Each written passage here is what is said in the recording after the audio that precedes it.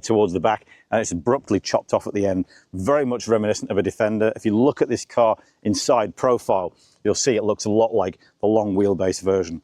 But it's not without its own design, particularly here at the front. I do like these headlamps. These are reminiscent of the Chinese character for Stone, which is the Chinese name of this brand. So they're quite unique. And I do like the chunky square grille at the front that protrudes a little bit. It reminds me of the face of a bear, the little nose on the front of a bear.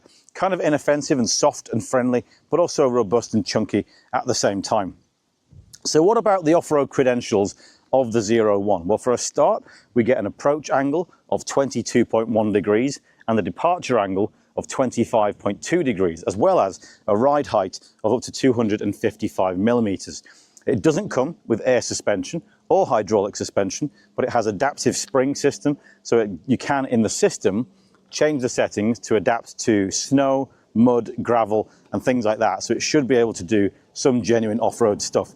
It also comes with a bunch of sensors on the more expensive version that will be quite useful when you go off-road. So for example, this car will do wading up to 70 centimeters.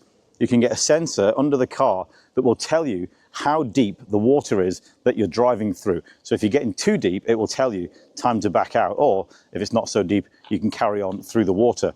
At the same time, you can get a LiDAR unit on top of the screen, and what that will do is show you on the screen whether you can get through an overgrown path. So let's say you're in the jungle or in the outback or somewhere like that, and there's a fallen tree, and you're not sure if the car will get through the gap. It will tell you whether it's big enough for the car to fit through, which could be quite useful if you're in a very, very dense off-road scenario. Now, as well as that, we get ourselves 21-inch alloys as standard on this car. They look black. These are the kind of what I would call the poser alloys to make this car look good on the road. You can optionally get 20-inch alloys. Presumably they're smaller because you're going to get chunkier wheels on there to do some real off-road stuff.